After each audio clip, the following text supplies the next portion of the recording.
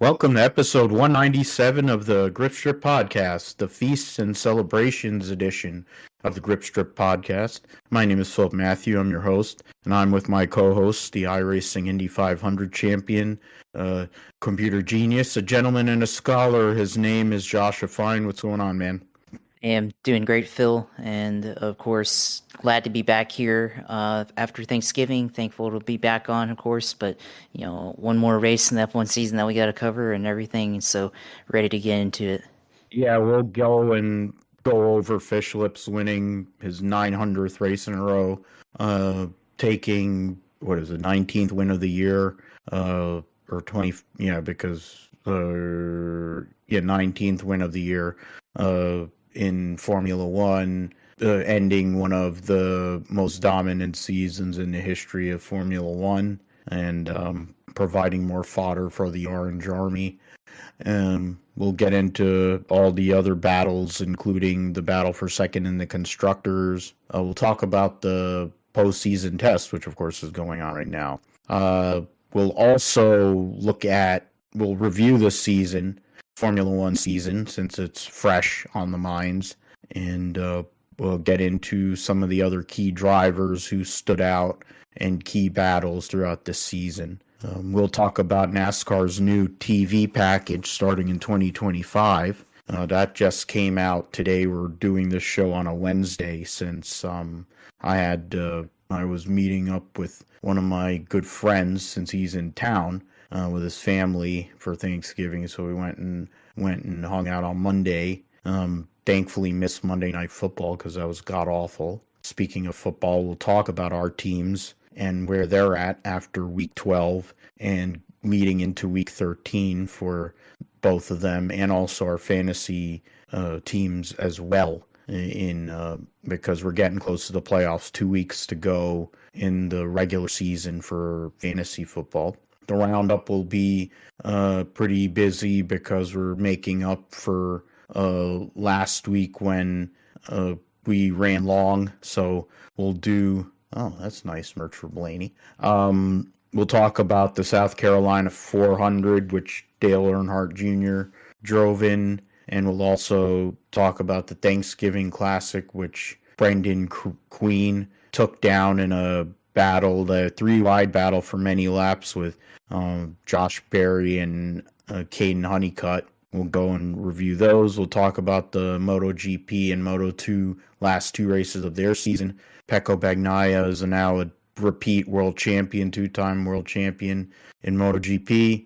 And Pedro Acosta won the Moto2 championship. He'll be moving up, and he already has. He's started testing for gas KTM.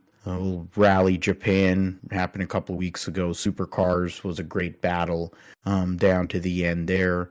F2 season finale at Abu Dhabi, and some other news that went on the last couple of weeks, so we'll go over that. And then what we're thankful for this motorsports year, we'll go and talk about that briefly. Josh will let us know all things going on iRacing and gaming in the sim segment, and close the deal. So yeah, let's start with the Abu Dhabi Grand Prix for the 19th time in 2023. No real surprise at who won, and it was Fish Lips by nearly 18 seconds over Charles Leclerc, 20.3 seconds over Russell.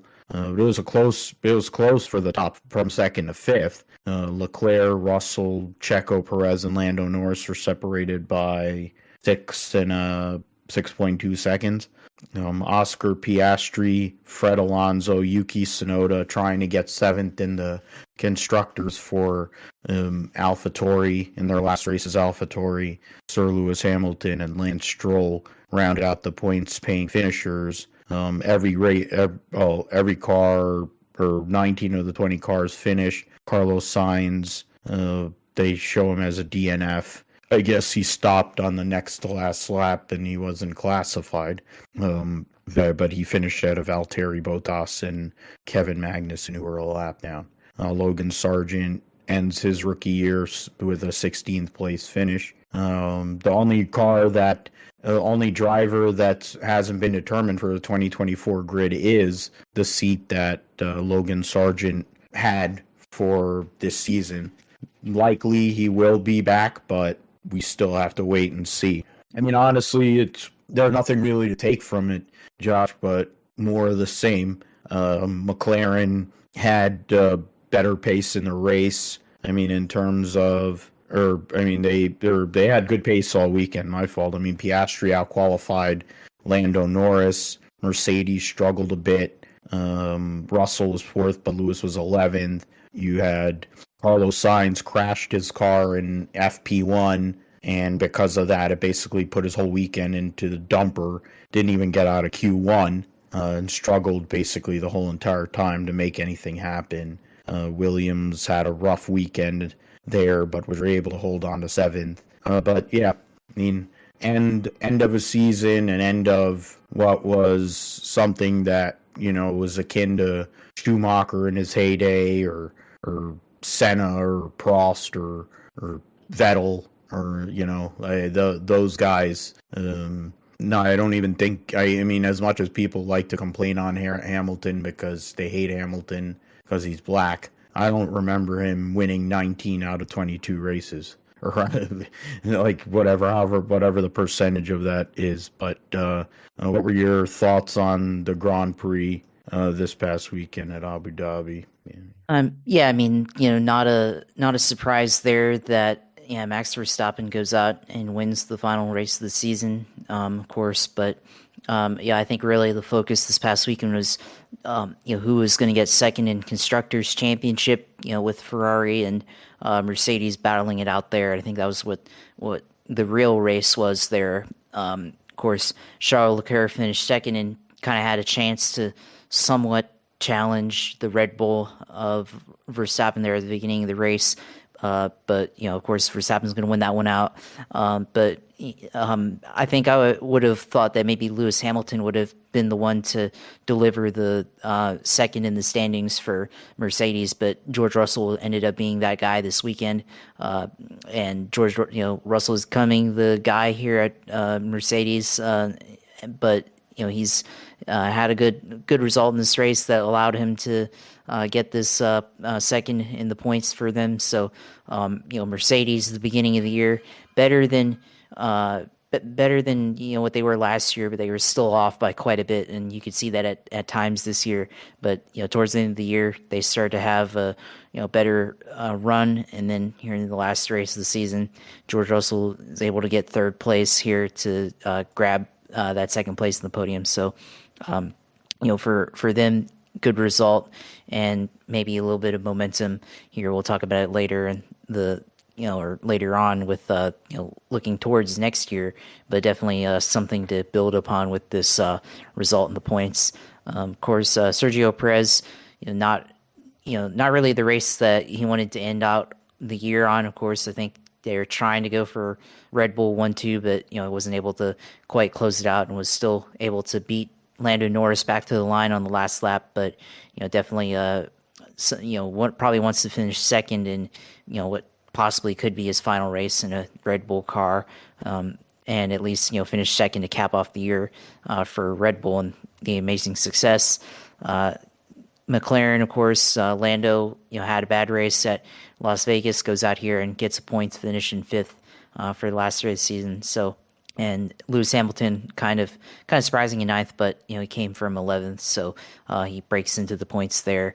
And Alonso, Tsunoda, Stroll all finished so in the top 10 in the points. So yeah, I mean, this is kind of interesting with the last race of the year. Obviously, we're all kind of glad that Max Verstappen has finished dominating, but caps off a fairly dominant year, and now we kind of look towards next year to see if they'll face any challenges. That's the hope. I mean, Mercedes started the year with the same concept that they ran last year, basically because it worked at Brazil, and they were wrong.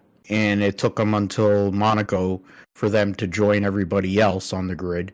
McLaren was out to lunch at the start of the year, but by the end of the year, they were one of the top teams on the grid, and they have arguably the best, the most talented lineup on the grid, and with youth on their side. Aston Martin started the year fast with one of their drivers. We know who that is. And then as the year went on, they fell behind with the development. And the lack of a second driver started to catch up to them there. And Ferrari were the only team that won a race outside of Red Bull, with Carlos Sainz, a smooth operator. Leclerc qualified on pole a lot, but couldn't really do anything with those poles. So there were a lot of teams that were up there at times during the year, but when push came to shove, fish lips would go on and win by 20 seconds, essentially every single week. So that's essentially where we're at with Formula One. I was trying to do the math, quick math, and then I just needed a calculator. 86.3% of the wins this season. The last 2 years, I think he went from he's won 37 races, I believe, in the last 2 years or some shit like that, and now he's third alone in all-time wins in Formula One. So you think about that, how insane that is. So he was before this last couple of years, he wasn't that far off of Fernando Alonso's total, because Fernando Alonso's been at like 32 wins for how many years? I think he was at 34 or 35, and then you're talking about 30 or he was at 20 something, I guess. And then over the last 2 years, he's won all these races. So it's pretty insane, but you just have to. It's hard. I don't like saying it, but I can't deny the fact that the MFers won all those races. It's out there. He was given the world championship in 21, but he had won that year. He'd won 10 races, and he had 10 poles and one more podium than Lewis. So in theory, you could make there's justification, minus the fact that Michael Massey manipulated the race. In 2023 or 22, in 2022 he won 15 races, and then he won 19. So 34 wins in the last 3 seasons. And then you look at the all-time win before races, and he has now passed Sebastian Vettel on Sunday for third all alone in wins. And now his next target is Michael Schumacher, 37 wins behind Michael Schumacher, and then he's 49 wins behind Lewis Hamilton. So that's something that we'll look at, and we'll see what goes on, how that all works out. I mean, he's passed all the guys who are multiple world champions, except the two guys that have 7 and 7.5 world championships, and now he's at 3. Go into the drivers' point standings. Behind Verstappen, he was nearly 300 points ahead of his teammate Perez. Perez ended up finishing 51 points ahead of Lewis Hamilton for second. Lewis finished third by 28 points over a tie with Alonso and Leclerc, and Lando Norris finished a point behind there. There was in the end, those 4 guys at Carlos Sainz were only separated by 6 points. So interesting how the year started and where Alonso was to where it ended, with all those guys so close. George Russell had a good couple of races to end the year, but basically was nowhere in no man's land most of the year. Finished 8th, was kind of like Valtteri Bottas was for a couple of years in his time at Mercedes. Oscar Piastri ends his rookie season 9th in the standings, and inbred Stroll finished 10th, over 100. What is it? 100 and 132 points behind his teammate in the drivers' championship. So it tells you how bad he was. I mean, only Checo can say that he was worse. The two Alpine drivers finished 11th and 12th. Alex Albon, who scored all but 1 point for Williams, finished 13th. And then Sonoda and Bottas were the last two double-digit point scorers. Logan Sargent scored 1 point. Nick DeVries was the only driver that did not score a point this season in Formula One. Red Bull won the Constructors' Championship by 451 points over Mercedes. Mercedes was up by 3 points at the end over Ferrari. McLaren beat Aston Martin by 22 points for fourth.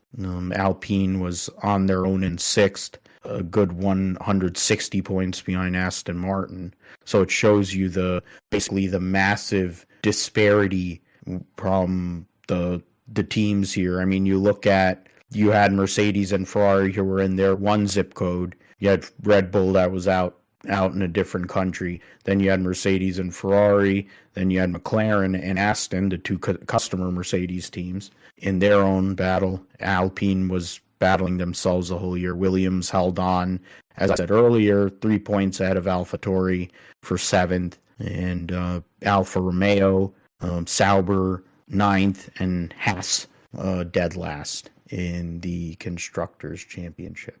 So we'll go and get into the young drivers test here and try to get these. McLaren got Monster Energy sponsorship from the Mercedes team, but they're still keeping their connection with Lewis Hamilton. Pato O'Ward was testing for McLaren during the young driver test and is going to be test and reserve driver for them now in lieu of Alex Palou breaking his contract. Alex Palou is being sued for $23 million for breaking his contract. Yeah. With McLaren. So that don't know where $23 million is coming from, but I'm going to assume Floyd Ganassi, it'll have the name Floyd Chip Ganassi signature on it. We'll see. Yeah, so I'll get into that. So the postseason, Russell crashed. Russell, 4 hours in suspected technical failure. Barriers caused significant damage. Second stoppage, water leak, and red flag brought a third time by Yuma Iwasa, who's going to be moving over to Super Formula next year. So you'll see that. Ocon led the test over Pato O'Ward. Frederick Vesti was testing for Mercedes, the Mercedes junior driver. Sergio Perez. All those guys ran over 100 laps. Carlos Sainz was fifth. Alonso sixth. Jack Doohan, the Alpine junior driver and son of five-time MotoGP world champion Mick Doohan, was seventh. Robert Schwartzman, who knows what his nationality is. He's a Ferrari junior, finished eighth. Logan Sargent was ninth. Charles Leclerc 10th. Teo Pocher, which we're going to talk about in a little bit, was 11th for Alfa Sauber. Felipe Drogovic, the test and reserve driver for Aston Martin, 12th. Sonoda, Jake Dennis for Red Bull, the Formula E world champion. Iwasa for AlphaTauri. Bierman for Haas. Zach O'Sullivan for Williams. Piastri, Pietro Fittipaldi in his last test for Haas before he moves on to Ray Hall, Letterman, Lanigan Racing in the IndyCar series. Russell Stroll, Franco Colapinto, the F3 world champion for Williams, Ricardo, Zhou, and Alex Albon rounding out the 25 drivers that tested a few days ago in the postseason test. So, Jake Dennis was the one of the two drivers, and I think we'll move on now. The news of the day came out because it's NASCAR banquet weekend, because Thursday the 30th will be the awards banquet. They announced a new media rights agreement and deal It's with combining everything they have going on. So combining the CW deal that they're going to have for Xfinity, which is going to be exclusivity with the Xfinity series. It's going to be $1.1 billion a year.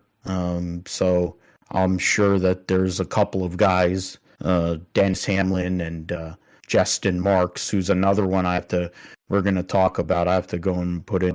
We got the announcement that Fox Sports and NBC Sports are going to continue essentially where they have been more or less since 2001, but in a lot of ways it harkens back to the past prior to 2001 with how many different channels are going to have some semblance of NASCAR Cup coverage. They're going to, between Fox Sports, NBC Sports, Amazon Prime, and TNT Sports, they'll show all 38 Cup events from 2025 to 2031. And Fox and NBC will have 14 races each. And then, unfortunately, they'll continue to show the Truck Series. NBC will final 14 races, mix of broadcasts, and there's only, so on regular live-to-air TV, 5 Fox races and 4 NBC.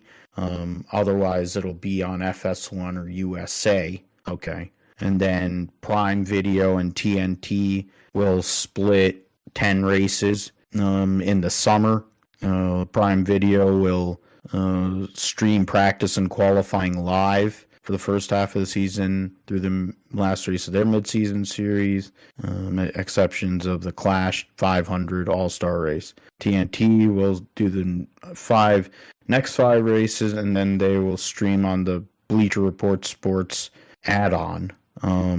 Practice and qualifying Rangers season will stream on Max and air on True TV. Okay, that's good. So that's another channel.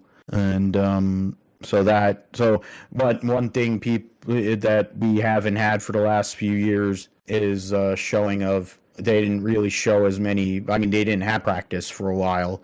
Now they have a abbreviated practice session, but going back to when they first started with this TV package back 20 something years ago, they're gonna invest time in showing practice and qualifying all year, whether it's on one of the 2 major platforms, which is either Fox, NBC with their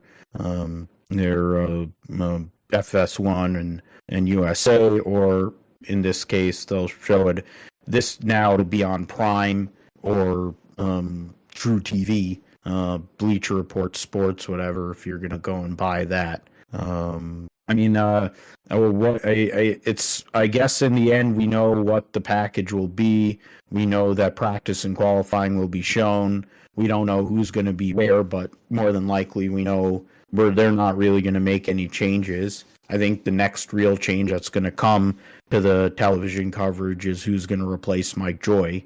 But I think NBC is going to stay the way it is for the foreseeable future, but they'll just have less races. I'm curious to see if there's going to be a separation with those 10 races, or if they're just going to basically kind of farm out the crews. Like Fox is just going to farm out their group to do the 5 races on Prime, and then NBC is going to do the TNT bundle, or if there will be separate people there, because I know that they're going to have to hire separate people theoretically for the CW for the Xfinity package.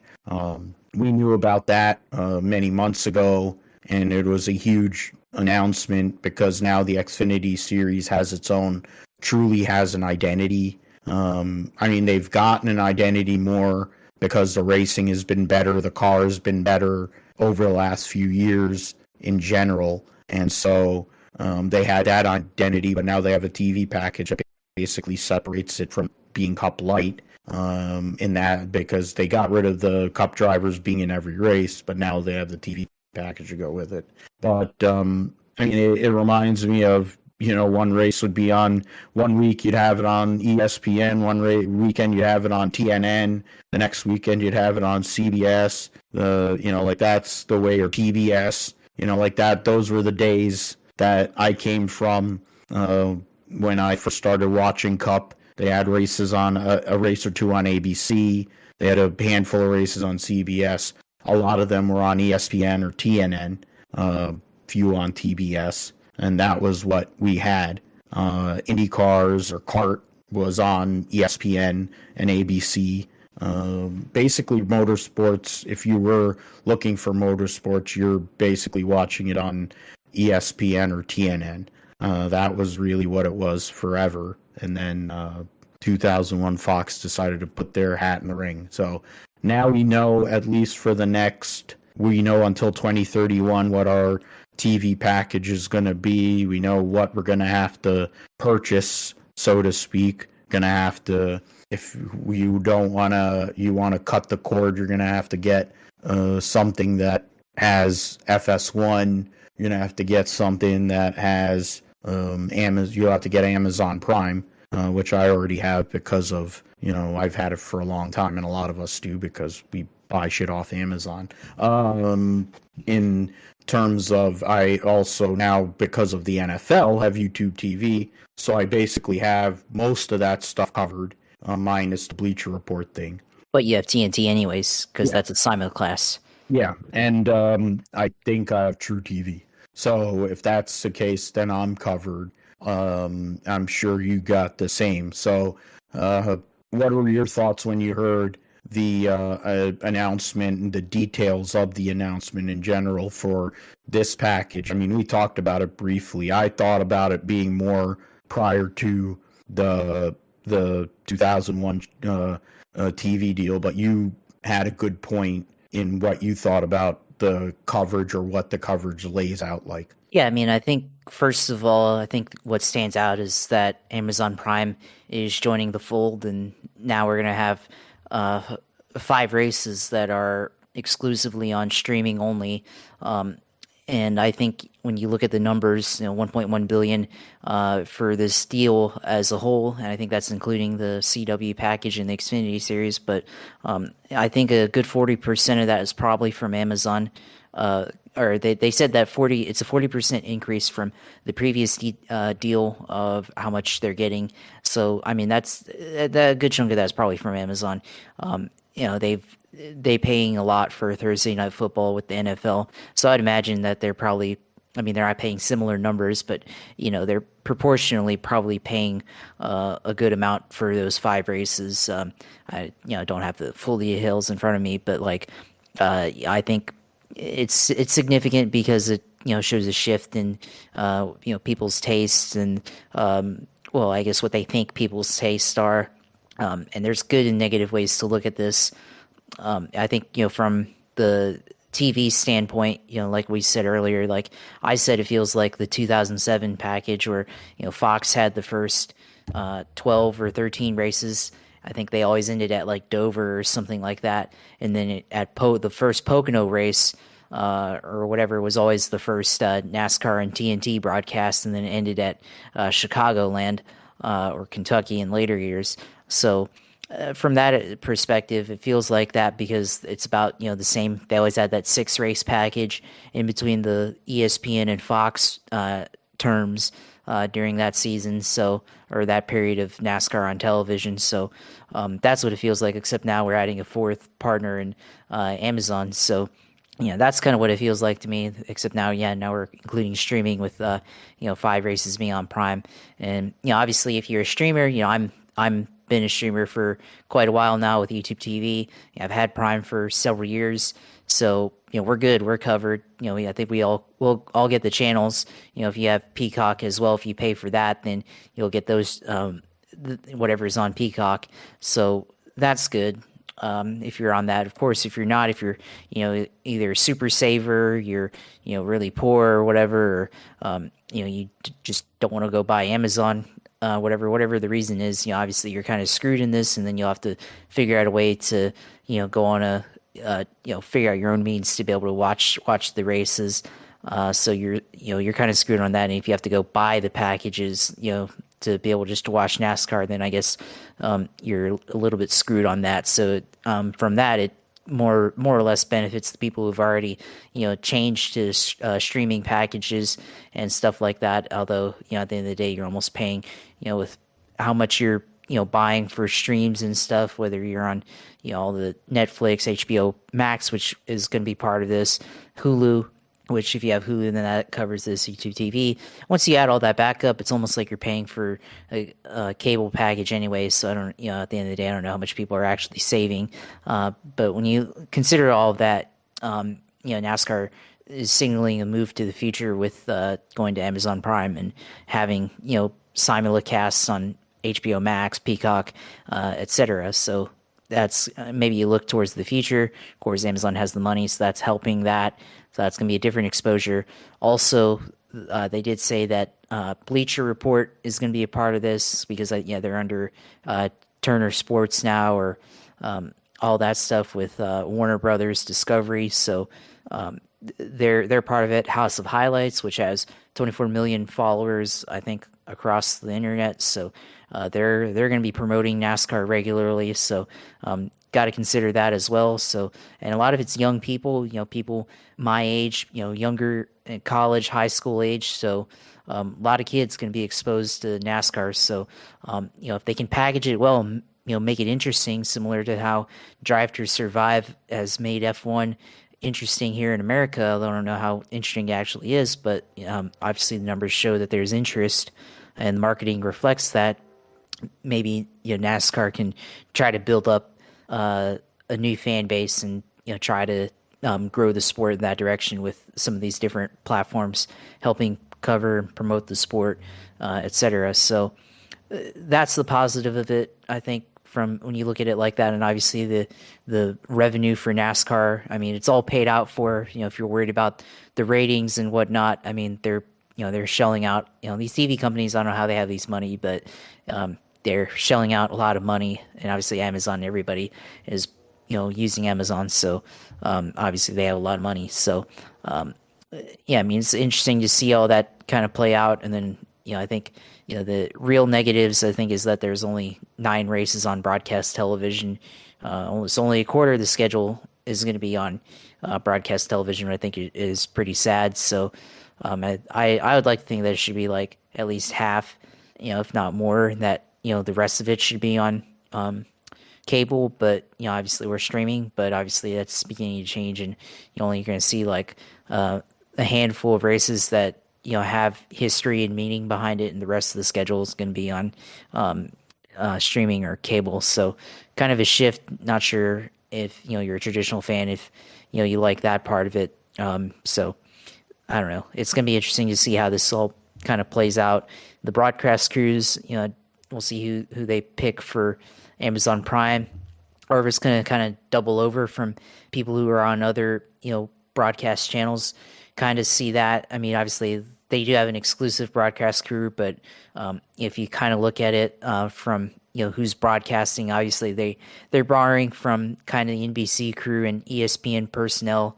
Obviously, I think Kirk Herbstreit is obviously on ESPN. I mean, Al Michaels is on his own deal, but Kirk Herbstreit is on ESPN. I think Kaylee Hartung is also on ESPN as well, or ABC.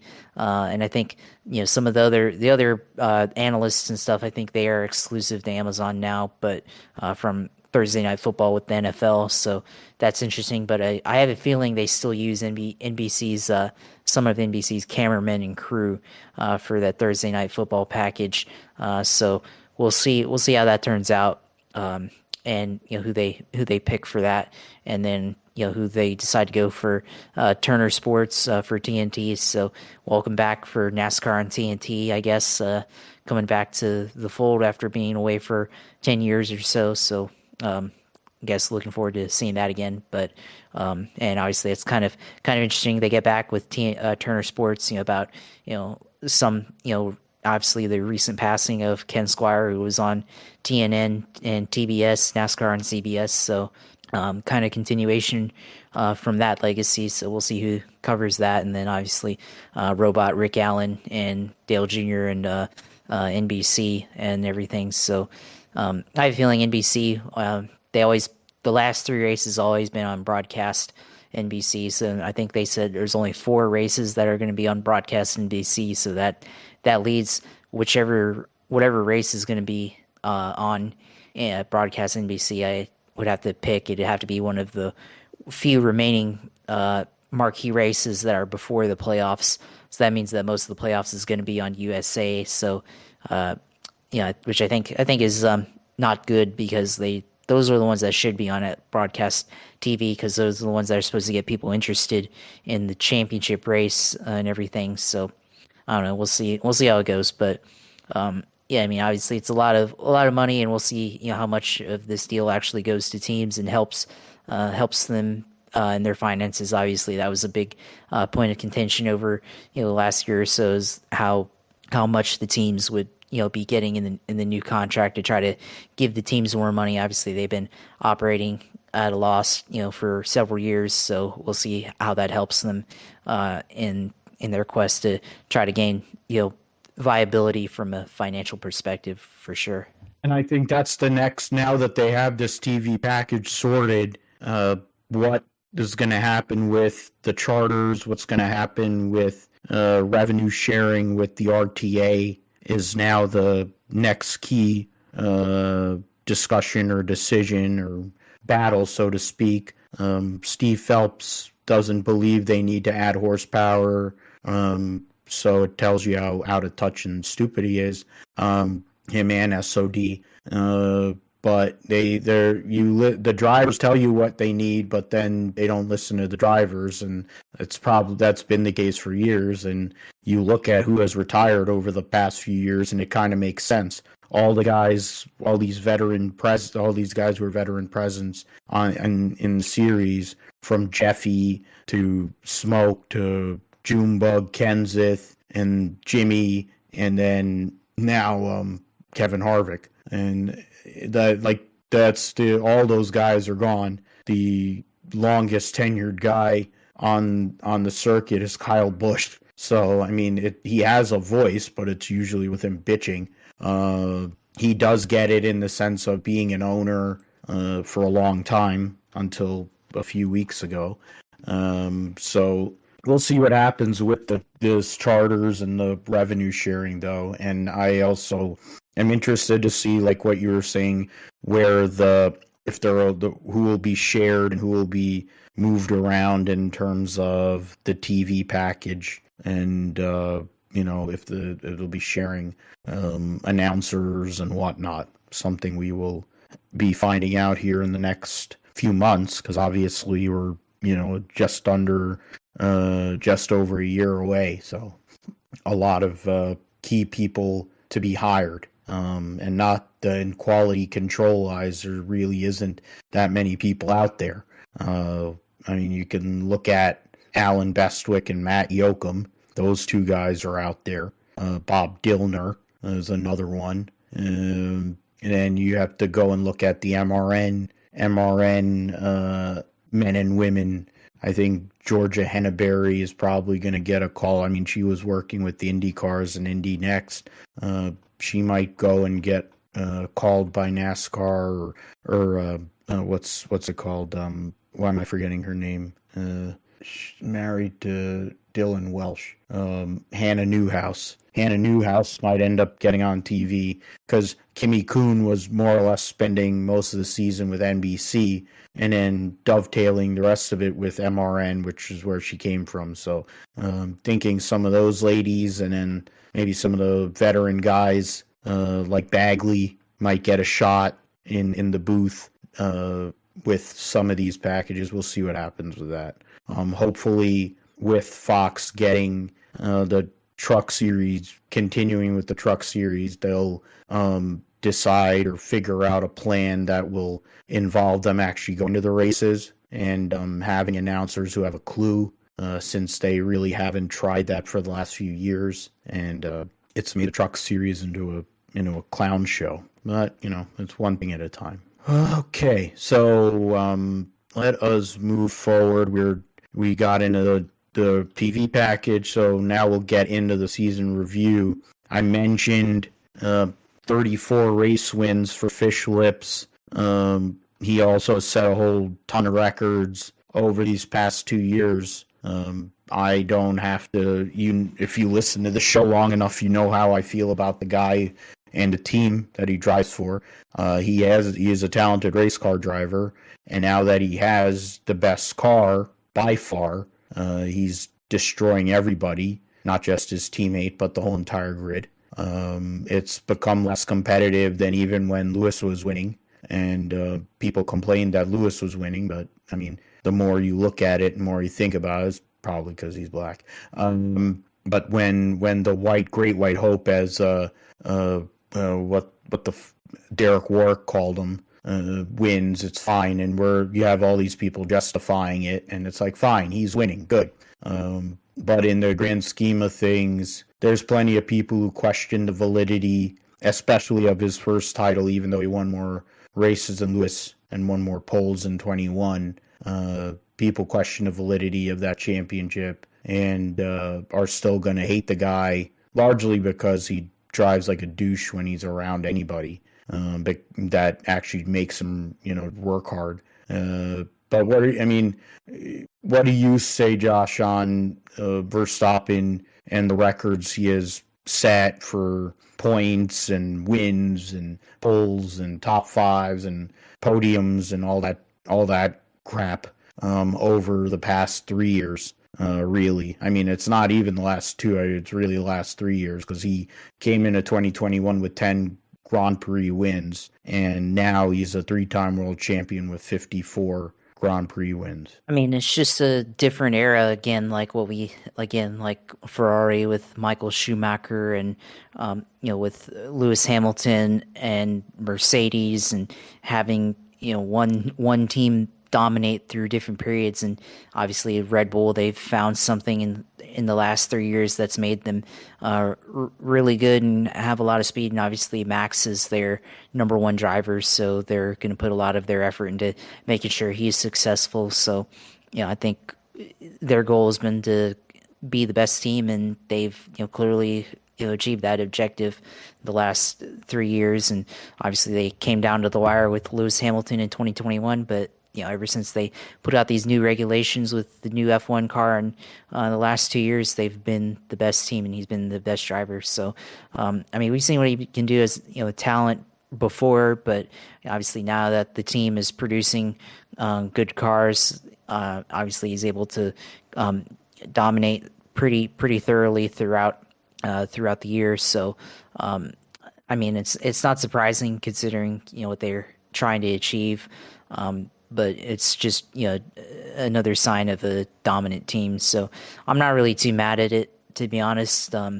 It's just another era. But I think it's more of being able to see throughout the field who else can be able to compete with them, and seeing how other teams are able to potentially win. So that's more of what we want to see. And obviously, with Lewis and Michael Schumacher, I feel like in general in sports that the dominant teams tend to get hated on after a while. People started to hate on Jimmy Johnson for winning too much in NASCAR. People hated the New England Patriots because they won too much more in the playoffs every year. So I kind of feel like from that perspective, that's why dominant drivers tend to get hated on after a while. And I feel like that's the same thing for. It's going to be the same thing for Max here. If he continues to dominate for, say, the next 2 years, I think by the 5th year of Max Verstappen winning a title, I think everybody's just going to get tired of it and start to hate on him for winning too much. So, it's probably a little fresh. I think 21, it was an exciting title. Whether you were on Lewis's side or Max's side, it was an exciting battle to watch. And then obviously, last year, new car and everything, and he was kind of the best team. And then this year, they went out and proved that they know the new car better than anybody else. So now I think next year after, if he continues to win, I think people, especially after they've had more room for improvement, for the other teams, if he continues to dominate, people will just probably start to hate on him more. So I think we'll see how that goes. But I mean, it's just a more of a sign of the times than Max Verstappen suddenly like turning on another level in his in his talent pool. So I mean that's what it is, and and I think until somebody comes up and challenges Red Bull as a whole, I think we're going to continue to see more of the same.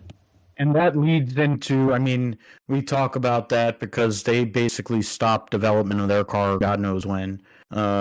We look at Mercedes, they started the season with the zero pod concept and it was wrong. And they didn't listen to their drivers, they didn't make the changes they needed. And then they basically had to react. And by Monaco, they had changed it. The car, the peak was George having a couple of decent runs here and there in qualifying, Lewis qualifying on pole at Hungary, and then absolutely shitting the bed on the start. Lewis being running second at Coda and then getting DQ'd on a technicality. George having the two of the last three races kind of being up there. I talked about Aston Martin with Fernando Alonso and being the solo driver there. Ferrari having one of the most balanced lineups on the whole entire grid, but the smooth operator getting the pole and the win at Singapore, the one non-Red Bull driver to win all year. Leclerc qualifying on a bunch of poles, and then McLaren coming through starting at Silverstone when they brought their upgrade package. Lando Norris, I think for the first time, really showing consistent productivity on a race-to-race basis when the car was there. And then Oscar Piastri, who's considered one of the best talents that has come into Formula One, and some of the results, winning a sprint race at Qatar. His rookie season, the closest thing I can compare that to is Lewis's 2007 season, but then Lewis, of course, won multiple Grand Prix and was in the mix for the World Championship, so it's a very high bar to meet, but Oscar Piastri is probably the closest we've gotten to that in a long time. The question would be, I mean, I don't know how you'd want to look at it if you're going to do team by team, or if there's specifics, if there's like something specific that these teams all should do or need to do. Those were the four teams that were the closest to Red Bull, if we can even say they were close. What has to happen from these organizations to at least make it watchable, reasonable? Because those four teams, at the end of the day, from race to race, they were all up there and contending behind him. So there was actually racing. Once you got away from his ass, there was actually competition. So now, if they were to compete and actually make fish lips work, there might be something compelling on TV. So it's something that Formula One is worried about. And I'm sure that they're not going to do BOP and they're not going to do any of that stuff. They're going to let them continue to dominate. But I think there's things that have to happen for those other teams to compete on a regular basis. Well, I mean, I think, for the four teams, Mercedes, I mean, Ferrari, McLaren, Aston Martin, I think if you look at it from a general perspective, I think Mercedes, other than challenging Red Bull, I think what they need to do to be able to challenge Red Bull is, I think, they've got to get Lewis Hamilton back in the win column. I think that's probably priority number one for them, is to get their number one driver back in the win column. And I think they've got to get George Russell to be more consistent, and also get him back in the win column after not winning this year, and last year he had a win. So to get him, more consistent in that area as well. So I think if they're, better at that, and I think they also have to be able to execute their strategy better. We've seen where races this year where they had opportunities to potentially win, like for example, the United States Grand Prix, Lewis Hamilton got very close to being able to pass Max Verstappen there at the end, but their strategy, they kind of had a mistake on some of their strategy, and it kind of led to them having an opportunity, but if they would have, pitted earlier or gotten on different set of tires, then maybe they would have had a chance to pass Max Verstappen there at the end. And obviously they weren't able to do that, and Lewis Hamilton had to settle for second place at the USGPs. So of course, then they got penalized. So they have to be able to eliminate the mistakes that they've tended to make over the last couple of years. Now that they don't have the advantage in the car that they've had over the past decades. So now they've got to improve on that end. Ferrari, I think it's kind of more of the same, although I think their errors that they've made are more comical in nature, compared to what other teams have done. And it's kind of become a meme that Ferrari has made colossal mistakes, and obviously they made a change in principle this year. But they still had some of the same issues, and they improved in pace over the year, and they got more competitive towards the end of the year. So I think you'd like to see a continuation of that, and then I think Carlos and Charles Leclerc, I think they both got to be better throughout the whole season. Obviously, Carlos Sainz was able to get into the win column, but at Singapore. But other than that, they didn't have any wins. So they have to challenge.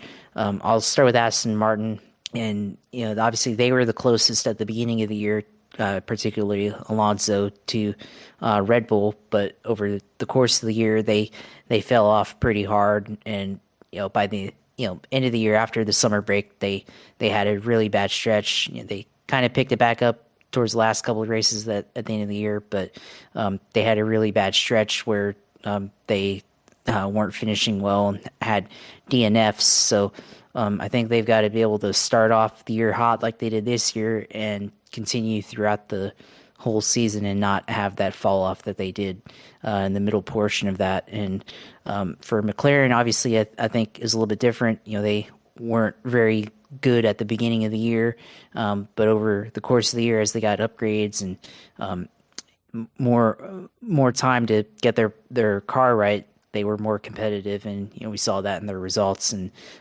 they began to get more podiums and everything. So I think they just need to continue working in that direction, and I think they'll be more competitive. And maybe for Lando Norris, I think he's got to improve as a driver. Obviously, he's their number one driver there, so he's got to make less mistakes throughout races. And I think he's definitely had some good opportunities for at least a podium finish that I think he probably threw away over the course of the year. So he's got to improve in that department as well. So I think McLaren's kind of an interesting one because compared to the others, like I feel like they're starting from an upward trajectory going into next season, where I think is the other teams they did finish kind of on the upwards, but they did have a trend or a point where they were downtrending. So I think for the other teams, they've got to continue to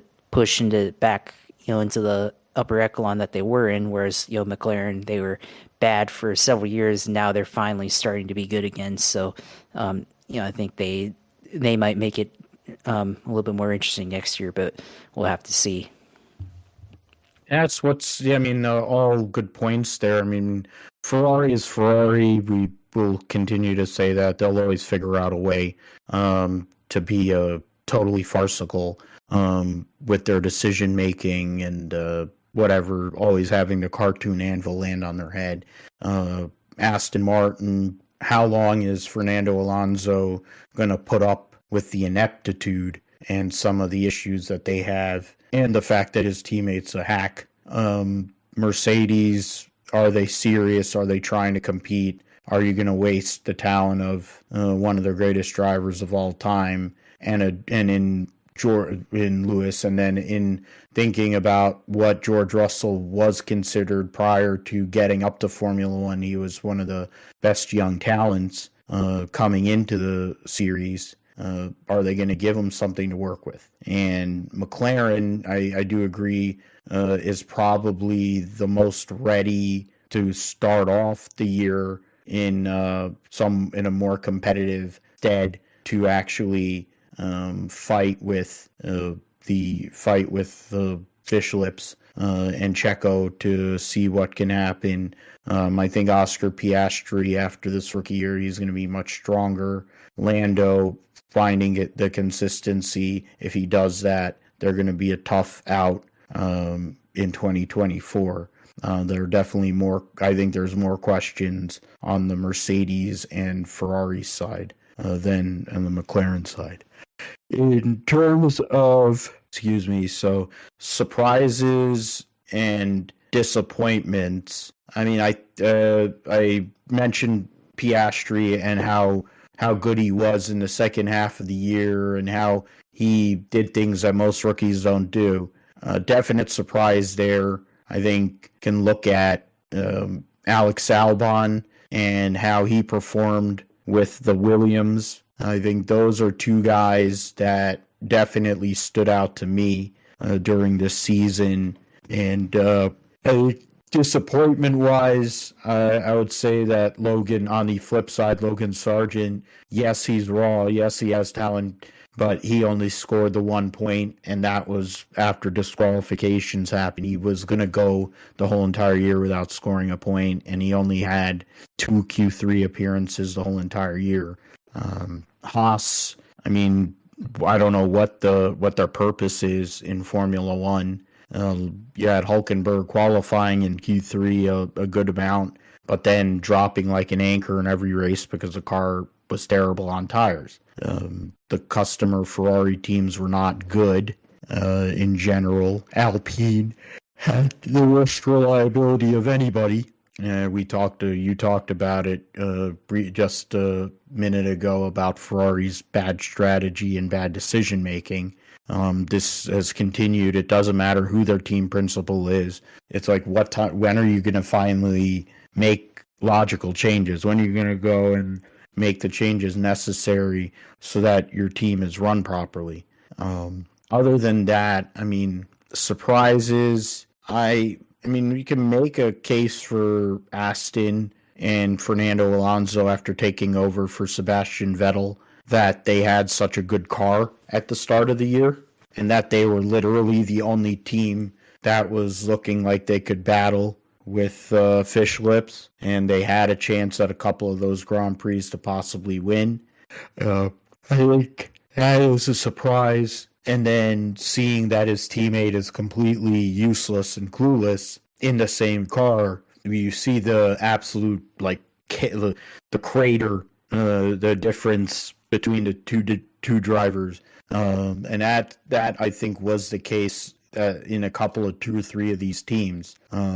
And that is bad when you're trying to compete in constructors for sure. But what say you, Josh? I mean, I think one of the surprises, that you hadn't mentioned yet is, for me personally, I think one thing I was surprised is that Daniel Ricciardo was able to get a drive in the AlphaTauri. Obviously, a bit abbreviated because he was injured for quite a bit with a hand injury, but I was surprised that he actually got back into an F1 drive.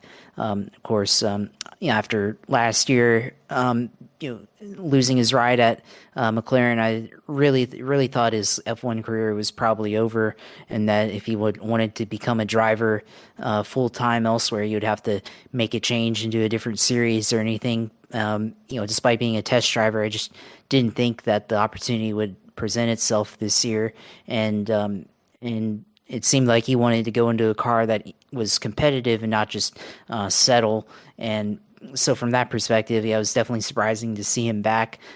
His results were kind of lackluster throughout his time, but he did get a good qualifying effort in Mexico City and turned in a 7th place finish. So that was surprising considering the speed of the AlphaTauri cars, and he definitely showed some considerable pace during his races there, even though some of the finishes don't reflect that. So I did think that was surprising in itself. So that was definitely a nice surprise there, especially for somebody that's one of the more popular drivers in this series and the sport. So that's one thing there.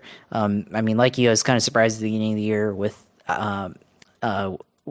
Alonso, Aston Martin their performances that they put on. They through Monaco, they were one of the better teams in this series, but after that they kind of fell off and they didn't have the pace. So both surprising and kind of disappointing. I think it's surprising that Lewis Hamilton didn't win a race this year. I mean, you could extend that to George Russell not being able to win after what he did last year, but I think Lewis Hamilton obviously looking to get back in the win column, and obviously Verstappen, not surprised by his dominance, but the few races that he had an opportunity to not win and for somebody else to win, surprised that Lewis wasn't one of those drivers, but obviously there wasn't very much room at the winners table this year. So obviously that I think I agree with Haas being completely disappointing. I think from a non F1 perspective, I think what was surprising is seeing Andretti make an entry and get as far as they've gotten. I think that's surprising. But on the flip side, I think it's also disappointing the lack of respect that he's getting from the rest of the F1 teams that are currently existing. Obviously, they're making it very hard for Andretti to come into F1. And also, I think what is surprising about that is that they've gotten General Motors to partner with them in Cadillac. So I think that's maybe a off-track F1 headline to, I guess, put it like that. That I think both surprising and disappointing. So yeah, it's gonna be interesting to see how that plays out, and if who they get as a driver and all that, and if they're able to finally get on the grid. But it does show kind of the country club, I guess you could say, that F1 teams and principals kind of tend to be with allowing new teams to come here and compete in this sport. Yeah, and that's one thing that we're gonna have to follow as we go on. I mean, basically I would say that 2025 is out more than likely, even though there are pieces in place that Andretti has a car ready, a test mule ready to take out on the track. I'm going to mention the GM and Cadillac this later in the roundup, but I think that is a key, because with this whole American presence thing, if they're really serious about it, running 3 races in the United States, 5 in the Americas, counting the Canadian and Mexican Grand Prix, and then you also, 6 if you think about it, because of Brazil, they're looking. Argentina, of course, is in IndyCar they're looking at, but you have to go and have representation. And if you're going to question the validity of an Andretti, who you had no problem bringing in lesser teams over the years, and Haas is a joke of a team. I respect the people that work, generally the people that are on the road working on the team. I think their drivers are solid drivers, but they don't have a direction. They're known because of Gunther Steiner cursing. That's literally the only reason we know about Haas F1. That's it. So what the hell are you doing? I mean, I don't know what Sauber's doing out there outside of being a placeholder for Audi in a couple of years. Can make the case for Alpine too, but now they're like the Miami Dolphins of Formula One, in that they have all kinds of celebrities signing up to be a part of the ownership team. Like, that's really what they are. They have the worst power unit by far, and the reliability, and a driver combination that don't really like each other, which is interesting. So something to look at there. So we'll see what happens moving into 2024, and some of these key news items, and how that all comes off after this off season, next few months of the off season. NFL Week 12. We had the Niners, of course, played on Thanksgiving and kicked the shit out of the Seahawks. to give themselves an upper hand in the NFC West. You can name the offensive player on the 49ers skill position. They all were able to score touchdowns. Brandon Ayuk had the game-winning touchdown essentially after a relatively quiet night. Debo was dominant. Christian McCaffrey, George Kittle. The offensive line was meh, of course, but Brock Purdy responded. The defense was an absolute terror on Geno Smith. He wasn't 100%. His arm was definitely not 100%, and he was just he was like T in batting practice the whole entire night there. Whether it was Bosa, Young, Armstead, Javon Hargrave, all those guys on the defensive line. Tackling was better last Thursday night, and Mooney Ward had one of the best games of his career, basically eliminating DK Metcalf in that game. I think Jackson Smith and Jigba had the most yards out of anybody on the Seahawks last week. So that tells you the kind of defense the secondary put up their first game without Talanoa Hufanga, and they stood up pretty good there.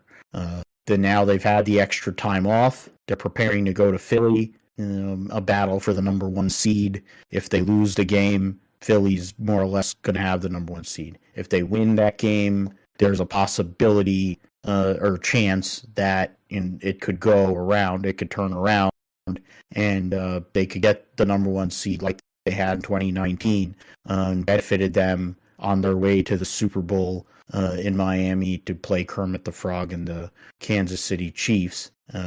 Otherwise, they've been on the road these last few years in some of these big matchups, especially in the NFC Championship game against the Rams a couple of years back, and then last January when they had to go to Philly in the NFC Championship game, and neither of those went the way of the 49ers. But, I mean, putting the cart before the horse, we've still got a few weeks left in the season, good 5-6 weeks left in the season. If they can beat Philly, it would be huge, though. And in terms of the fan bases and listening to Philly fans talking trash, it'd be nice to shut them up, for sure. Josh, you had what is probably going to be the rivalry of that NFC South for the foreseeable future. Two great young quarterbacks, your guy, Trevor Lawrence, and Houston, C.J. Stroud. Quite a game last Sunday, post-Thanksgiving, and Jacksonville's the hot streak or progression after a slow start, and in a blip on the screen with the 49ers, they have responded quite well, and I think have essentially, by beating Houston, guaranteed that they're comfortable as a division champion, even with a few weeks to go in the season. It's more a case of chasing the likes of Kansas City and Baltimore to possibly get that number one seed. Yeah, it's a big game that they won on Sunday for Jacksonville. Going into this one, I was really worried because Houston, obviously, they beat them pretty badly in week 3, and they also are schematically similar to the 49ers, with DeMeco Ryans being the former defensive coordinator at San Francisco and now being the Texans head coach. And C.J. Stroud has been, the rookie sensation this year. And, people are saying, oh, C.J. Stroud's, outplaying Trevor Lawrence and everything. And I've, said it before, like, who cares about him until we actually play them. And this game, the Jaguars, they were able to contain C.J. Stroud, throughout the game, throughout the first half. And then, Jacksonville was able to put up points, and they were able to score on drives. But the second half, I was starting to look for the Texans to come back and kind of challenge Jacksonville, and they kind of did a little bit. But Jacksonville was able to respond and stop the Texans from getting closer to them. I think the end of the first half, Jacksonville was able to get to the 1 yard line somehow with deep pass, deep over to Christian Kirk, and he was able to take it to the 1 yard line. And then they did outside toss to Travis Etienne, which I don't know if I would have agreed with that call there, but that's what they went with, and he got stuffed at the goal line. So didn't happen, and that kind of allows the other team to go back into it in the third quarter. And Jacksonville started off good in the third quarter, got intercepted on what should have been holding or pass interference there, and then the Texans were able to get a touchdown from that. But Jacksonville responds, got a touchdown in the third quarter to Calvin Ridley, and obviously Calvin Ridley had a good game. It seems like him and Trevor Lawrence are starting to get on the better page, and they're starting to use him more creatively. So I like that. And then in the fourth quarter, the Jacksonville defense stepped up, 2 sacks on C.J. Stroud in the final drive. Josh Allen becomes the second player in sacks in Jacksonville history, and I think it's pretty clear that they're going to have to pay him here in the next off season. They're going to have to give him a big contract to retain him, so look out for that. But it was a pretty big game from the divisional perspective, and division. Obviously, if Jacksonville loses, then they're on the outside looking in for the divisional lead. But Jacksonville wins the game. They retain first place, and for a brief moment between games, they were the number 1 seed in the AFC, which haven't seen that since 1999, and that was way before I was even a fan of football. So that was pretty cool to see. So I had to take a picture of that on my phone real quick. So that does lead up into the next couple of weeks, where a few weeks ago it was looking like it was going to be a tough gauntlet of games. But now that Joe Burrow is out on Monday Night Football, the Jaguars are, I think, 7. They opened as 7.5 on Monday, so favorites there for Monday Night Football versus the Bengals, and then they face the Browns in Cleveland. Tough defense, but Deshaun Watson is out for the season, and both their PJ Walker and Dorian Thompson-Robinson aren't really big threats that they need to worry about on defense that would potentially beat them, and that leads up into the matchup with the Ravens with Lamar Jackson on Sunday Night Football in 2 weeks. So that's going to be a big game, and if Jacksonville wins, that could be the tiebreaker for the number 1 seed in the NFL. Should Kansas City falter in any more of their games throughout the year, the rest of the year, and if Jacksonville wins out. Basically, Jacksonville's gonna have to win out to get the number 1 seed, I think, in the AFC. So that'd be pretty exciting if they do that.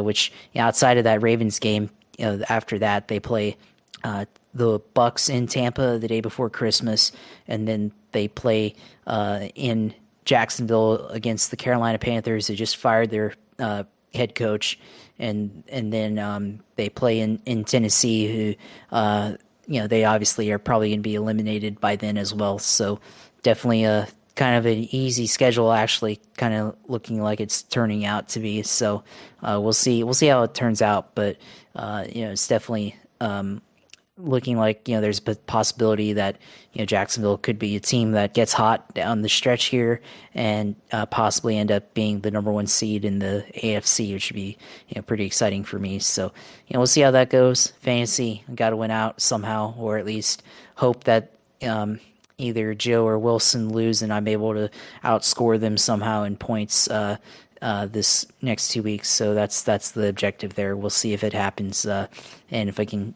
get lucky enough to be the 6th seed here in the fantasy playoffs. So that'd be pretty interesting, I guess. But it should be an interesting stretch here as we get into December now, where we find out who's real in the NFL, and find out who the playoffs teams are going to be.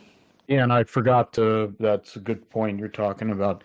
Fantasy's very close in our league.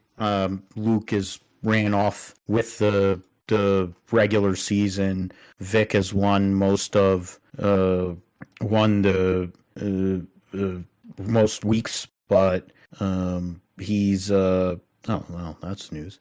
And so he's already made money. New dad, so using that for diapers or whatever. But we still have a couple weeks to go. I'm just ahead of Josh and Wilson and Joe at 6-6 and fifth. I'm 9 points behind Jeff, so I could move up another place there. 1 game behind Steve and 2 games behind Vic. Both Luke and Vic have locked up a playoff spot. They're still from third on through eighth are only separated by 2 games. So with 2 weeks to go in the regular season, I mean, I think Manny and Matt are essentially done. So we'll see what happens with that. A lot of movement today on the free agent wire, but or the waiver wire.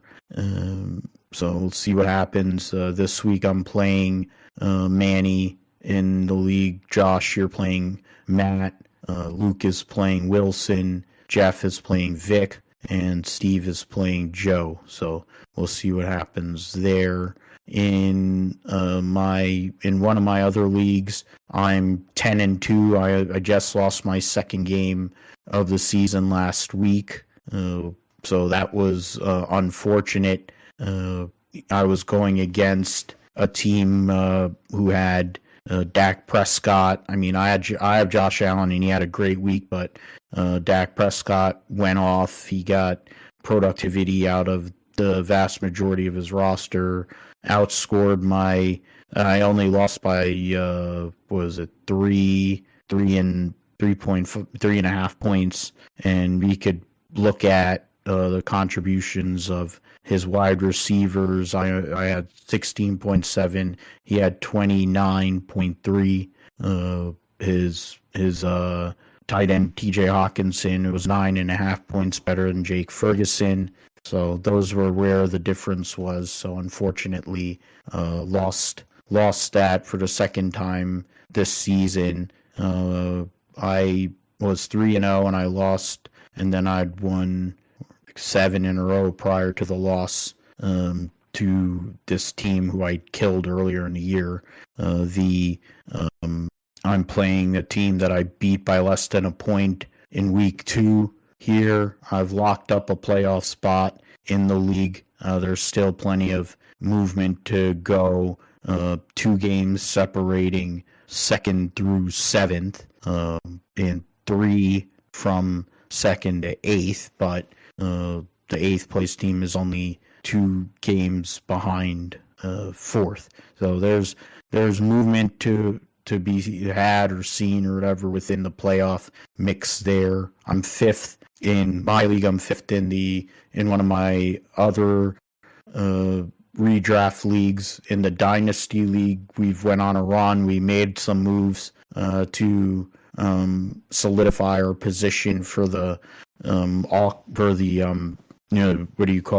draft next April. But we've went on a run after what was a horrible start to the year. So we'll see if anything comes of it. We actually do the GSP roundup, the South Carolina 400.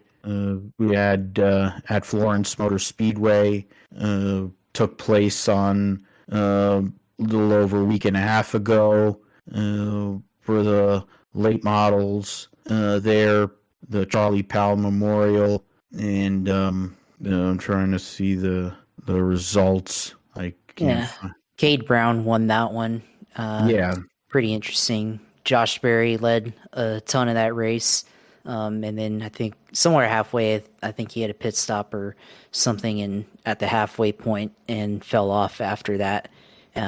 Junior started like 25th, I think, and then came up to finish in, I think, 8th place. He got up to 5th or 6th there, so that was pretty good. And Carson Quapple was up there in the lead for a bit too, and then he got kind of knocked out of the way by Cade Brown and Caden Honeycutt. So that was a pretty good race. I don't really follow the late models like I probably should, but Junior was in it, so wanted to watch, and that's why I wanted to put it on here on part of the roundup. So there was a pretty interesting race throughout, and seeing kind of the back and forth and stuff, and some of the shenanigans that go on in late models and stuff. That was pretty fun to watch. So kind of makes that Flow Racing, if you have it, if you have that subscription, definitely makes it worth it. And especially next year, Cars Tour, they're expanding and getting more attention. So definitely, go get that sub if you want to watch more late model stuff with this and Cars Tour and everything else.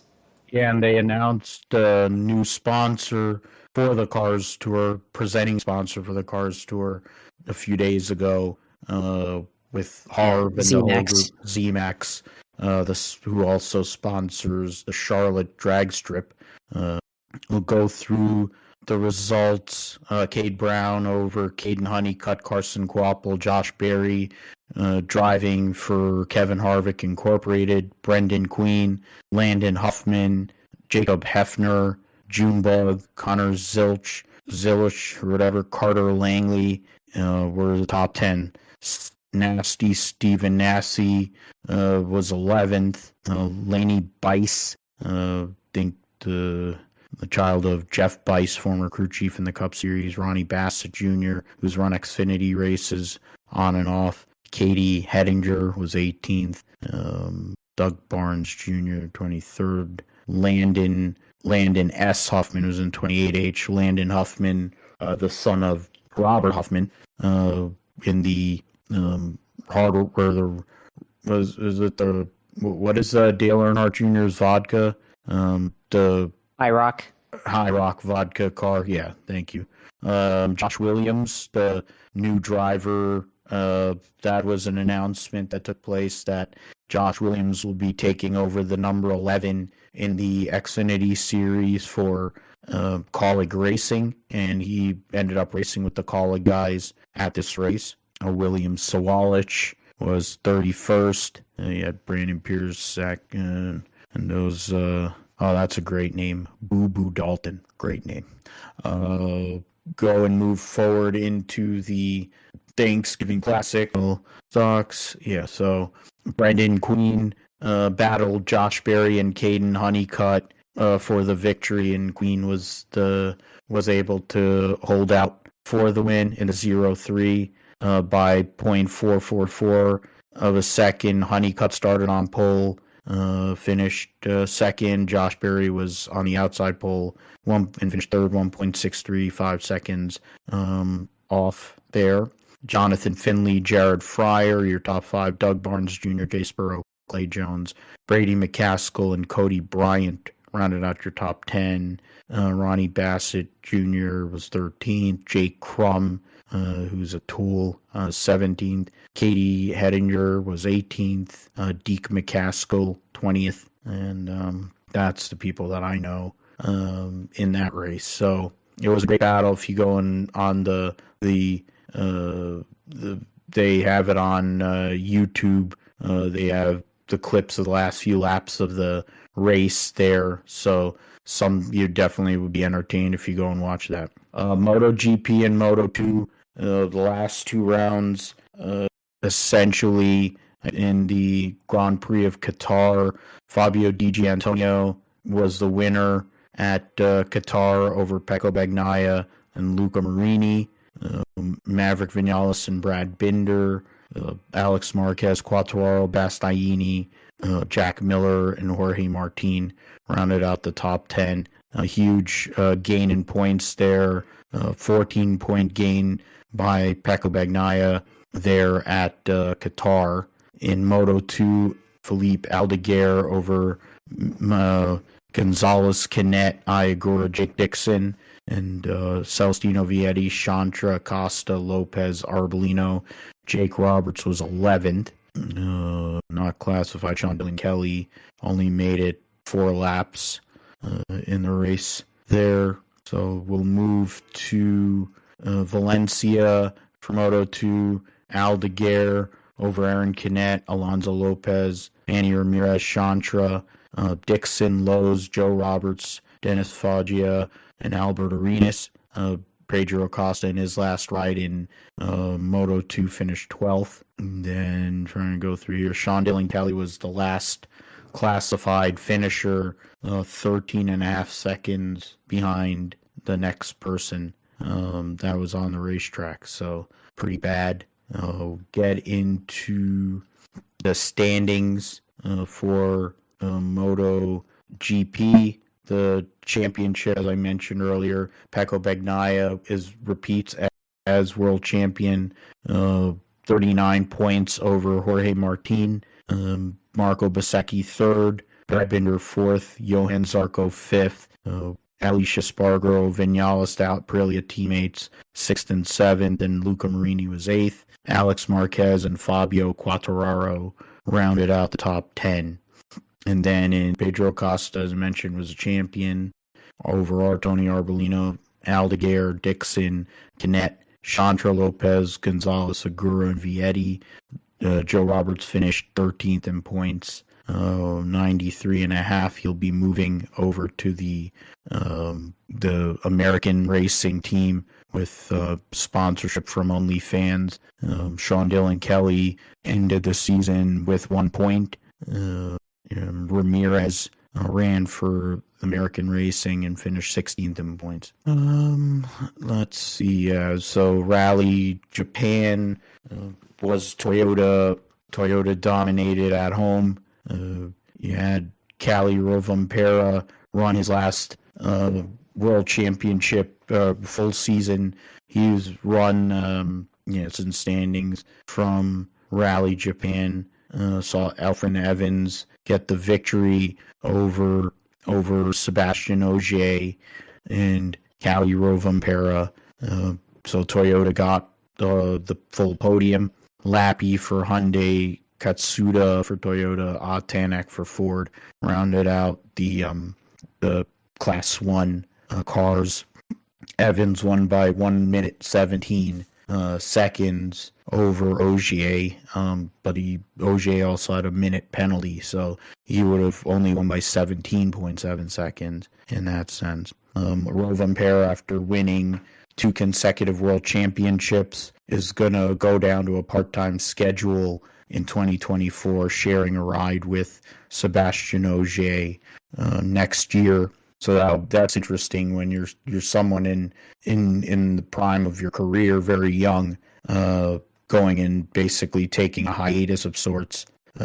In terms of trying to go and make a difference or move forward with your career. So it's something that we will see how that all works out for him and how he's preparing for a full season again in 2025. So we'll see how that all works out for those guys. Supercars at Adelaide, battle between 2 guys who we have seen in America this year. Shane Van Gisbergen, who was trying to repeat as Supercars champion, and then you had Brody Kostecki, who led the point standings for a good amount of the season, and in the end, Brody Kostecki gets the championship for Coca-Cola Erebus Racing, and even on the Supercars website, he's photographed with Richard Childress, who's going to run him in limited races next year, and then and looking at even running him on an oval. So that'll be something to see for the now Supercars champion. Brody Kostecki battles SVG, holds him off for the championship there. So the season results will get into the final race here. It took until the end of the year for Ford to finally make a presence felt. Cam Waters and Matthew Payne end up winning the 2 races at Adelaide. So one for Tickford, one for Grove Racing. Cam Waters over David Reynolds, Thomas Randall, and Chaz Mostert. So 4 Fords. Brock Feeney, Brody Kostecki locked up the championship with that 6th place finish. Will Davis and James Courtney. So 6 out of the top 8 were Fords. Andre Heimgartner and Scott Pye rounded out the top 10. Shane Van Gisbergen was eliminated on the first lap with Will Brown, Kostecki's teammate. In the second race, let's wait a minute here, and saw Matthew Payne over Brock Feeney David Reynolds, Waters, and Chaz Mostert, Andre Heimgartner, Anton DePasquale, Kostecki, Will Davison, and Thomas Randall. So 7 out of the top 10 were Fords, 4 out of the top 5 there. And if you get out of the top 12, you had 9 out of the top 12 were Fords. So maybe they figured something out. Maybe Adelaide was a good circuit for the Mustang. To be determined on that one. SVG in his final weekend in supercars for a while, unfortunately was not able to even really do anything. Had issues the whole weekend, so unfortunate end to the season for him. And but he did win Bathurst, so I think even if you don't win the championship, you won Bathurst, so you can't really complain about this season. If you've won the 1000, you win the great race. And Scotty McLaughlin was making jokes about it. It's because Brody Kostecki is the first Aussie to win it since it's been Kiwis winning it, with whether to Scotty McLaughlin or Shane Van Gisbergen recently. So Brody Kostecki bringing it back to the Aussie side. He wins by 323 points over Shane Van Gisbergen. Brock Feeney finishes 3rd. Chaz Mostert 4th. Will Brown 5th. Cam Waters, Heimgartner, DePasquale, Reynolds, and Will Davison rounding out the top 10. So by the end of the year, 5 of the top 10 were Fords. Kostecki ended up with 6 wins and 10 poles. Shane Van Gisbergen 5 wins and 3 poles, same as Brock Feeney, his teammate. Cam Waters won 3 races and 3 poles, so he was the best Ford driver in that sense, but Mostert was the most consistent. Will Brown had 4 wins and 4 poles, so 10 and 14 for Erebus. And Anton DePasquale had 1 and 1. David Reynolds 1 and 1. So that's that for the supercars. Would set up for main game after dominant Super 2 season. And Wood will rise to the main game with Walking Android United. Going through his classes. I was confirmed Wood didn't. Yeah, so I was driving a Commodore there in the Super 2 series. He'll move up to race the Ford Mustang next year as Chaz Mostert's teammate. So that'll be that. F2 season finale at Abu Dhabi, Formula 2. The Bierman had Theo Pocher. The results. So the results of the final round. The sprint race winner was Frederick Vesti, and the feature winner was Jack Doohan. In the sprint race, Frederick Vesti over Enzo Fittipaldi, Richard Vachor, Dennis Hauger. That's the guy I was trying to remember for Red Bull. Isaac Hadjar, Doohan, Pocher, Iwasa, Maloney, Bierman. Round out your top 10. Jack Crawford 12th, Kushmini 13th. Yeah, that's that. And then in the feature race was Jack Doohan over Victor Martins, Frederick Vesti, Iwasa, Pocher, Artur Leclerc, Hauger, Hadjar, Miney, and Crawford. Round out the top 10. Pocher wins the F2 championship by 9 points over Vesti. Doohan was 3rd by 3 points over Iwasa. Martins was 5th. Bierman, Fittipaldi, Hauger, Vachor, and then Zane Maloney rounded out the top 10. Kushmini was 11th. Jan Daruvula 12th. Jack Crawford 13th. In the standings, Manuel Correa was 19th. Brad Benavides was one of 5 drivers that didn't score points this year. But, I mean, was it Paul Aaron and Colapinto only made 1 start, and that was at Abu Dhabi. Mason only started the last 4 races. Benavides, Nissany, Nissany ran the whole year and didn't score points. Benavides lost his ride with 4 rounds to go. He didn't get any points. You go and look at the testing for Formula 2. I'm trying to get the rundown. So yeah, come morning, and yeah, so you have some new driver team combinations. Enzo Fittipaldi is running for Van Amersfoort Racing. Jack Crawford and Juan Manuel Correa tested for Dams, but Crawford is going to be racing for them. Zane Maloney moves over to Rodin Carlin. Ritomo Miyata, the Japanese Japanese Super Formula champion, moves over to Formula 2. Trying to see. They announced Kushmaini as well. He was another one. I'm trying to remember where I saw I think it's probably on Racer. Yeah, so Miyata's going for Carlin. Was, as I mentioned, will be moving to Super Formula. Crawford, after losing the Red Bull support, is going over to Dams. Gabriel Bortoletto and Kushmaini will be teammates at Virtuosi in F2 next year. So those are the updates with that. Other news was from a couple weeks ago, Leah Block, the daughter of the late Ken Block, has plied her trade in rallying, but she's going to go and get into circuit racing and open wheel racing, driving in the F1 Academy with support from Williams, and will be racing for the ART team as well. So that'll be something to look at. Cadillac registered as an engine power unit manufacturer in F1 starting in 2028. The aim, of course, is to do it with Andretti Global. So will that happen? I'm not sure.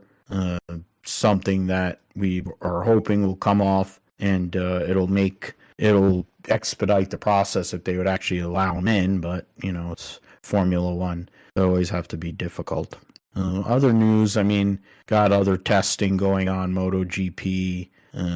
You had WEC talking about that. More or less the whole entire grid for Formula One is made already. Sans the one-seat Williams. I mentioned with McLaren and Monster Energy. We'll find out the names and the team identities and whatever here in the next few days in Formula One. So Jack Miller's son is going to move up to Indy next. Dr. Jack Miller owns the team with Patriots and Colts legend and one of the greatest kickers of all time, Adam Vinatieri. So that's interesting. I haven't heard Vinatieri's name in a bit. So he's in motorsports as one of his things that he does in business with Jack Miller. You have WEC. They're on 37 cars. They announced the full grid for next year. By 2025, they want to expand to 40 cars. And this is based on the number that they determined is based on the tracks that have the least amount of grids or garage spaces, one of them being Coda. So we'll see. And they mentioned the sharing of pits or some of these teams that have two cars sharing a pit, more like Formula One, to save space. So there's that. Yeah, I think that is it for other news. So, Josh, I'll go to you first. What were you thankful for? We coming off of Thanksgiving, we're in the holiday spirit. Christmas is just under a month away. It's time to be aware of things to be thankful for. So what were you thankful for from this motorsports year? There's a lot of things to be thankful for. Thankful, for a lot of the good racing we saw this year. Definitely thankful, in Cup at least, and NASCAR, it wasn't as, toxic as it was in 2022 with a lot of the drama that we saw because of the new car and the injuries that happened from that. So definitely thankful for that. Thankful for Dale Jr. having a good year, and in the limited appearances that he ran in late models and Xfinity, and seeing him lead 46 laps at Bristol, back in September. So thankful for that. But I think from personal perspective, definitely thankful I was able to attend all the races that I attended this year, obviously, and the Rolex 24, I was able to bring one of my friends there that never been to a racing event, and we were able to enjoy that, and then bringing some of my longtime friends that had never been to a race as well to the Coke 0400 in Daytona, and then obviously we got to meet up as well that day, and then linked up with Joe, and then on the next, the Homestead Miami Speedway, being able to see Dale Jr. there race, and then linking up with Joe there. So being able to see all that events, experience that new experiences with friends, and being able to see friends that I've seen before with Joe, and all that stuff, and being able to see you for a bit at Waffle House, and that was pretty cool as well. So thankful for that. And then I think also, I've talked about go-karting a lot this year, and everything. So definitely think I'm thankful for that. For the friends that got me to come out to the track more this year, and have a more concerted effort in doing that. So being able to hone my craft, I guess, this year, in that, and being able to do iRacing and stuff, and kind of connect what I do in iRacing to be able to kind of connect that racecraft that I've developed over the years into go-karting, and take it out onto paved track, and all that leading into what I did back in July with the kind of the pro go-karting experience that I did over in Bushnell. So I think the investment, I guess, that I've made, and obviously in motorsports this year, I think definitely compared to previous years. Obviously I've gone to races, and we've been doing this for a while, iRacing and all that stuff. So definitely thankful for that. But I think being able to do more on the track, and do my own racing, sort of, and attend more events, and share that with other people. Definitely thankful for being able to do that. So I think personally, yeah, that's what I'm thankful for. Just from what I did myself. Yeah, those are all good ones. Us being able to finally meet up and hang out for breakfast in the summer there, while I was with my family for preparing for the cruise there, was cool. And just shooting a breeze, talking racing and other in sports was definitely great. Trying to coordinate with Joe. Hopefully next year that'll happen, whether it's we're down there in Florida, or if it is up here. We'll see what happens with that. Grateful for racing in general, because I was able to finally get back to the racetrack, go to Pocono, and take 3 people who had never been before, and make a whole day of it, essentially. And we had fun, and I was able to go and teach my cousin and one of my close friends, and my cousin's boyfriend, about NASCAR and all the different things that are going on. And it reminded me how much I love racing, how much I love Pocono. I hadn't been there in so many years, so it was a real blast. I didn't really have the time to do the diecast hunting that I probably wanted to, but there was still plenty of merch there, and was able to get a cool Dale Earnhardt car that weekend from the 79 year, or 80, whatever.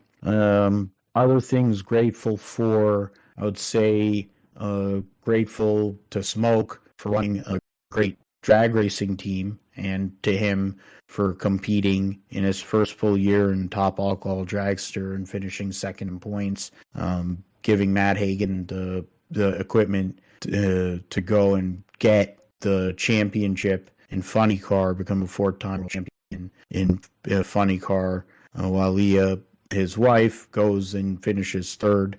It's cool to see Doug Coletta finally get the elusive championship. Now he needs Indy to make his career.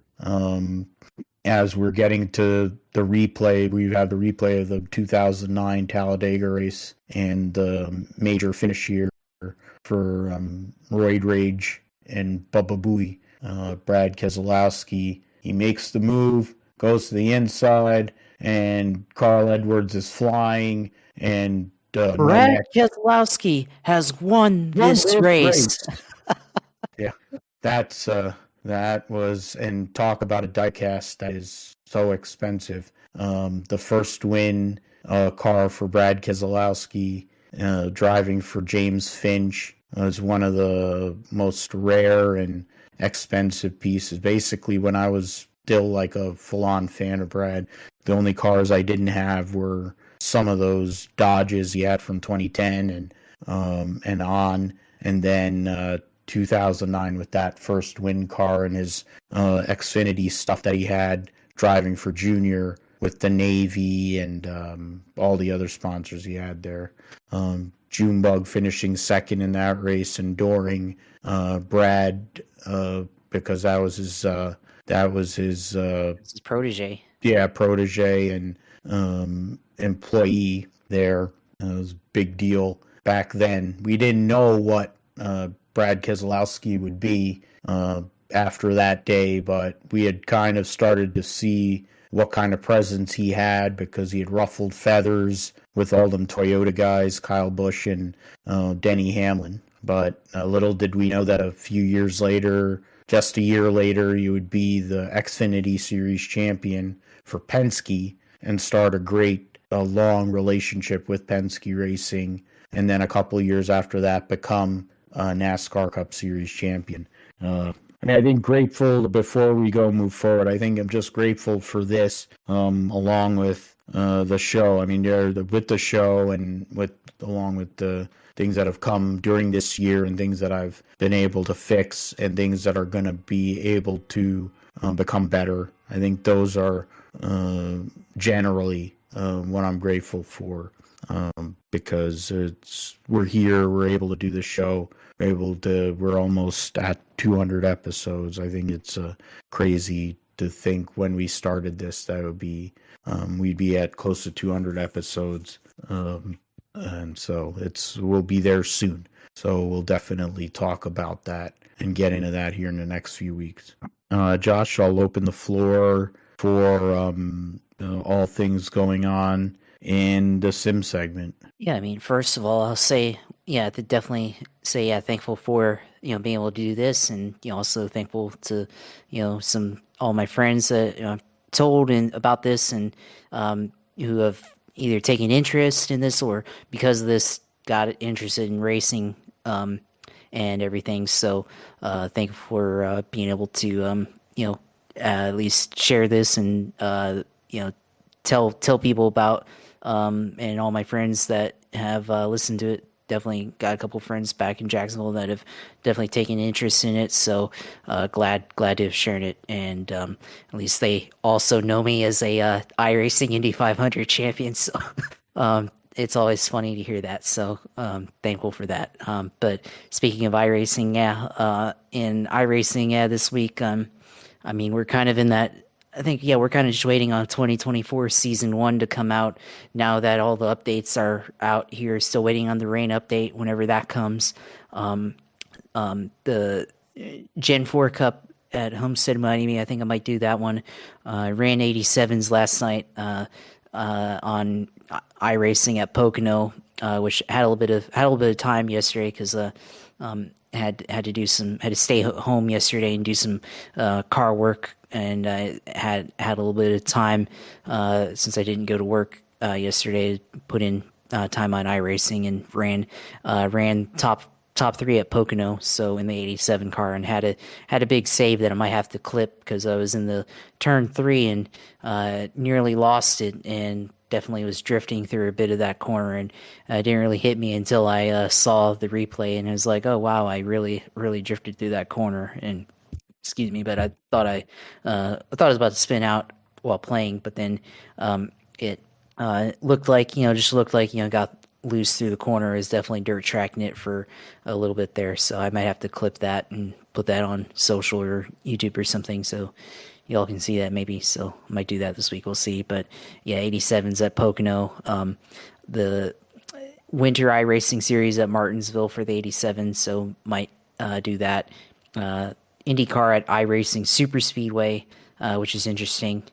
The NASCAR Xfinity at Auto Club, always rest in peace to Auto Club Speedway, but I guess it will always, at least until they turn it into a short track, and then iRacing has to go and scan the short track. Hopefully they keep the oval for old time's sake, the big oval, but Xfinity there that week, one of my favorite tracks. As I said, NASCAR at 2009 Pocono, I should say, not current Pocono, but 2009 Pocono with the worn out pavement and the original grip strip over in turn 3 at Pocono. So there's that. Road course racing side. Let's see here. GT4, production car sim lab challenge at Oran Park. The Formula 4 D class at VIR, Virginia International Raceway. Road America and the Spec Racer Ford Challenge, Global MX5 Cup at Okayama Circuit, rookie Formula Fords at Summit Point Raceway as well. Let's see, the Lara IR01. So the interesting here, the IR01 class, which is it's basically like a cross between a kart, late 90s kart performance with modern Formula One aerodynamics and horsepower. That's at Indianapolis Motor Speedway on the oval, so interesting there. Might have to take a look at that.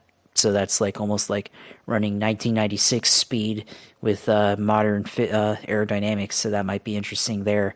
And looking at other stuff, the IndyCar is at the Silverstone Grand Prix, so that might be interesting to run there if I can do it. So yeah, definitely a lot of choices here. Still the iRacing Black Friday sale still going on through November 30th, so I haven't gotten that. Go ahead and get on that.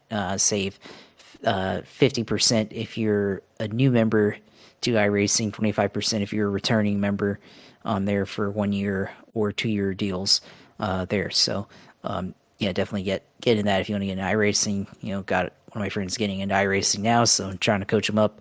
Just as I've been trying to coach up some of my friends that got into go-karting this year, so we'll see how that goes, and hopefully get on there and run some races there with them. So we'll see. But yeah, definitely glad to have done sim racing this year. Hopefully one day we'll have the Indy 500, so maybe we can add more Indy 500 titles, or just the ability to run that race, of course. Let's see. Yeah, when maybe next year probably try to do more road course racing, official races like the Rolex 24 and other stuff. So still got to look up the dates for that and see if I can plan that. And as long as I have anything, maybe I'll try to enter the Rolex 24. But I have to contact some people because I'm definitely not running that on my own for 24 hours. That'd be insane. I can't do that. So definitely look for streams if I stream on Twitch TV / iRacing or / USailor2. Go on there and stream. That's where I'll have streams on there. Of course, follow my Twitter, JP Huffine, on there. I'm going to call it Twitter, despite it being X. That's how I know it as, and it's probably one of the worst rebrands of all time. So, and I actually like Elon Musk, so that able to at least criticize him there. So, go on X or Twitter at JB Huffine, see all my takes on the sport, of course, and what I'm interested in, of course. The Jacksonville Jaguars, as I've talked about, getting active on there, talking about them. The Florida Gators, hope they fire Billy Napier because he stinks. And of course, follow our YouTube page at Gripship Podcast, where we have all our podcasts up until this point. So we'll have this one uploaded shortly or afterwards or soon afterwards, and go on there, like and subscribe to our page. So of course, I'll turn it over to you, and of course, glad to be on for another week, and of course, thankful for being able to be on the show.